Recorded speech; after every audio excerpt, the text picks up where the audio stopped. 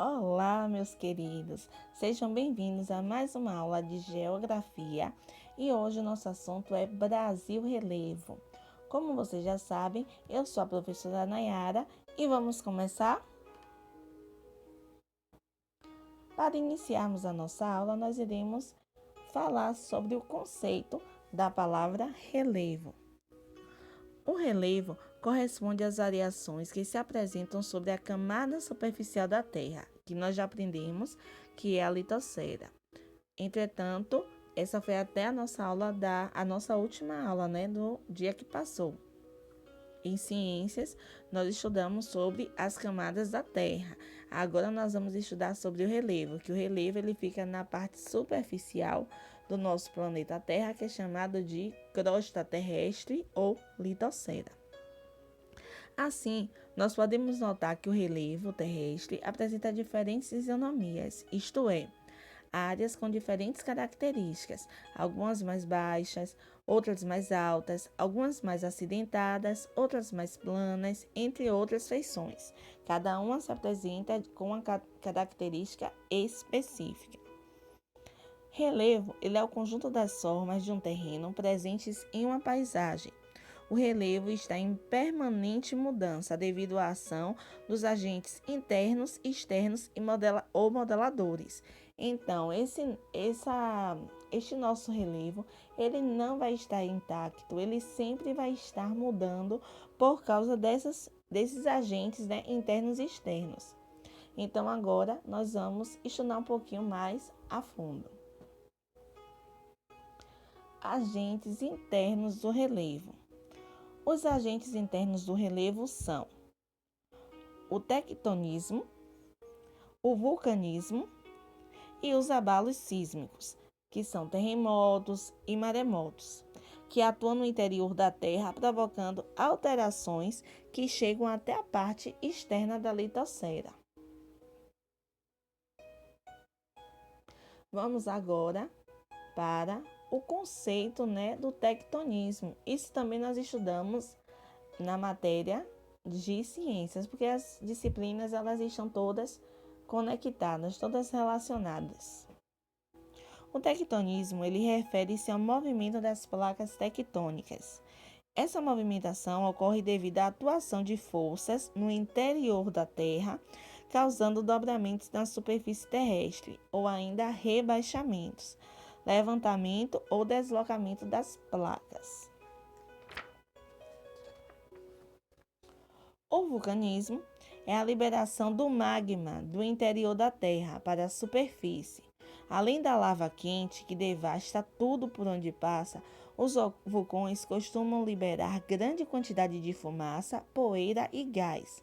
Atualmente não há registro de vulcões ativos aqui no nosso país, que é o Brasil. Os abalos sísmicos. Eles são fenômenos de sismo, ou seja, de vibração, causados pelo movimento das placas tectônicas dos gases no interior da Terra e por atividades vulcânicas. Quando ocorrem em terras imersas, são chamadas de terremotos. Embora no Brasil não haja incidências recentes de terremotos, em algumas localidades, tremores de terra podem ser sentidos. Os locais onde os tremores de terra ocorrem com mais intensidade são as regiões do Norte e do Nordeste, porém com pouca frequência. Quando ocorrem no assoalho marinho, os abalos sísmicos são chamados de maremotos, podendo formar tsunamis, ondas gigantes que causam grande destruição ao atingir áreas ocupadas pelo ser humano. Então, quando esse abalo sísmico ele acontece na terra, ele é chamado de terremoto. Quando ele acontece no mar, ele é chamado de maremoto. Aí na imagem do abalo sísmico, vocês dão para perceber que tem na foto, tipo assim, um redemoinho e tem assim um nomezinho foco. Esse foco ele está na parte interna do nosso planeta. Então, ele está centralizado bem aí na litosfera. Esse foco é o ponto onde ocorre o abalo. O abalo ele ocorre aí, nessa parte interna. Essas setinhas azuis, elas são as ondas sísmicas ou de choque, porque quando ocorre o abalo lá no foco, essas ondas sísmicas, elas vão se irradiar a partir do foco. Elas vão começar a irradiar. É como quando a gente joga uma pedrinha na água. Quando a pedrinha cai, ela começa a criar vários círculos ao lado da pedrinha, ou seja, ali são as ondas. É a mesma coisa que ocorre quando começa o abalo sísmico nesse foco. Acontece o abalo sísmico e aí essas setinhas são o quê? As ondas sísmicas ou de choque que vão se irradiar a partir daquele foco. E aí também tem uma setinha vermelhinha que diz assim, o nome é epicentro. O que é esse epicentro? É o ponto da superfície terrestre diretamente acima do foco. Então, acima do foco aí, que é o epicentro, vai acontecer o quê? Vai acontecer os tremores de terra, certo?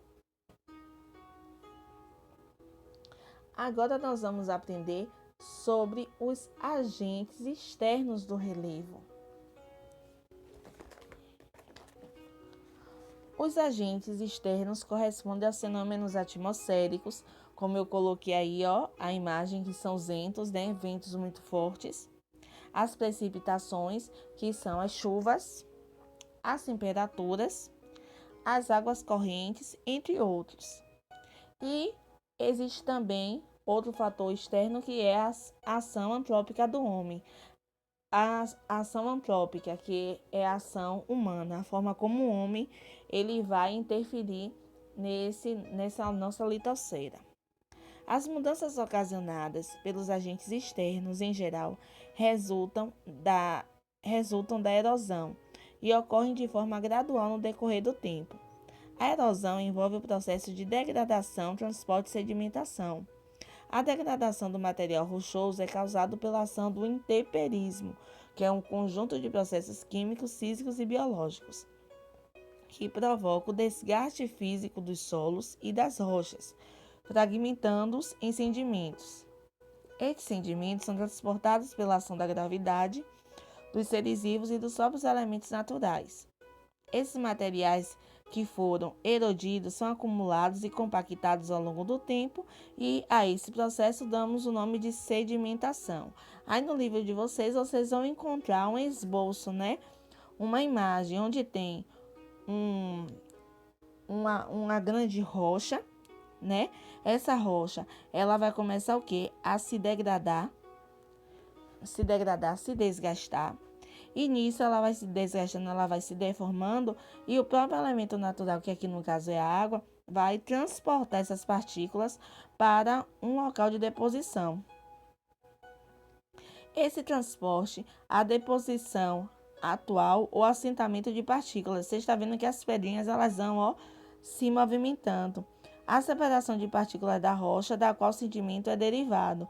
Elas vão caminhando e já todas separadas.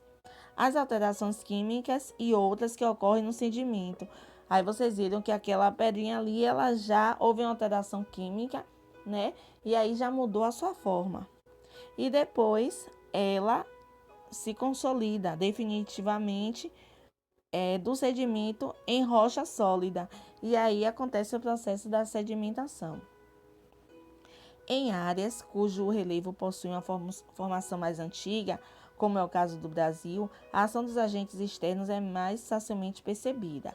Assim, no nosso país, não encontramos os chamados dobramentos modernos, que constituem as elevadas cadeias e montanhas, e, em geral, as formas de relevo não costumam ser muito elevadas, sendo o Pico da Neblina, localizado no estado do Amazonas, o ponto mais alto do país, com aproximadamente 2.995,3 metros.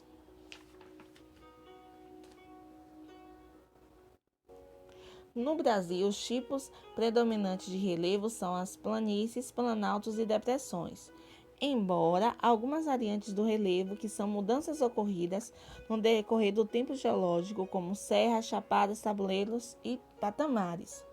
Esse nosso relevo brasileiro, gente, ele é caracterizado por médias e baixas altitudes. As formas de relevo predominantes são os planaltos e as depressões. Essas formações de origem cristalina e sedimentar Ambos ocupam cerca de 95% do nosso território, enquanto as planícies, que é de origem sedimentar, que foi como nós vimos esse processo aqui, ocupam aproximadamente 5%. Agora nós vamos aprender um pouquinho mais detalhado cada uma forma desse tipo de relevo. Primeiro eu coloquei a imagem para vocês observarem de uma planície. Planícies são formas de relevos planas ou sutilmente, onduladas, em que o processo de sedimentação supera o da erosão, localizadas em região de baixa altitude, de baixa altura. Então, vocês observam que a planície ela é geralmente toda plana, certo? Plana e tem uma leve ondulação. O próximo é o planalto. São formas de relevo planas ou sutilmente onduladas, em que o processo de erosão supera o de sedimentação, mas que apresentam altitude relativamente altas, com pelo menos um lado limitado por terreno mais baixo. Então, vocês observam aí que tem um lado que o terreno é mais baixo e do outro é extremamente alto, alto e plano. Por isso que é plano, mais alto, planalto. O próximo são as depressões.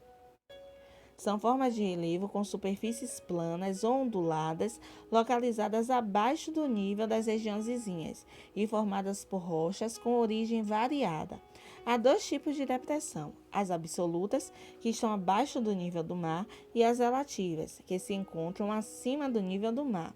No Brasil, só existem as depressões relativas, ou seja, as depressões que existem aqui no Brasil só são acima do mar, acima da altura do mar. Vamos para a próxima, aqui são as serras. São variantes do relevo elevadas e acidentadas, que constituem cristais, que são áreas pontiagudas ou escarpas nas bordas, inclinações de terreno dos planaltos e são formadas por rochas diversas. Então a gente vê aí, né, que elas são tem assim as áreas praticamente assim pontiagudas nas bordas, né, na pontinha. Bem legal, bem bonita, né, a imagem. A próxima, gente, são os tabuleiros. São variantes do relevo que apresentam terreno plano com altitude relativamente baixa. Em geral, são limitados por escarpas e formados por rochas sedimentares. Aí eu coloquei a imagem aí de um tipo de relevo tabuleiro. Patamares. São variantes do relevo com superfície plana ou ondulada, que constituem um terreno intermediário ou degrau, entre regiões de relevo mais alto e regiões de relevo mais baixo. São formados por diferentes tipos de rocha. Aí dá para a gente ver com bastante nitidez, né, na imagem, que os tipos de rochas elas são diferentes e ela vai formando tipo degraus. A próxima é chapadas. São variantes do relevo com superfície horizontal, localizadas em altitudes relativamente altas e formadas por rochas sedimentares. No livro de vocês, na próxima página, tem pedindo para que vocês observem o mapa abaixo, né? Onde tem o mapa, onde ele tem a distribuição das formas de relevo do território brasileiro. Então, dá para a gente perceber, né, que tem bastante depressões, planícies, né, as chapadas, planaltos também, e as serras que são pouquinhas, né, em relação às outras. A ação do ser humano sobre o relevo. As formas de relevo também são modificadas pelos seres humanos, por meio, por exemplo, de extração de minérios, da construção de túneis e aterros, da deformação de encostas, de desvios de cursos de água, entre outros. Aí eu coloquei para vocês uma imagem onde está nítida, né? A intervenção do homem no relevo, que ele criou pistas, né? Pistas para as pessoas se locomoverem. Então, essa é uma forma que facilita muito a nossa vida, né? A nossa locomoção, mas também ele contribui, né, para a alteração do nosso relevo. Obrigada a todos vocês. Espero que tenham entendido e até a próxima.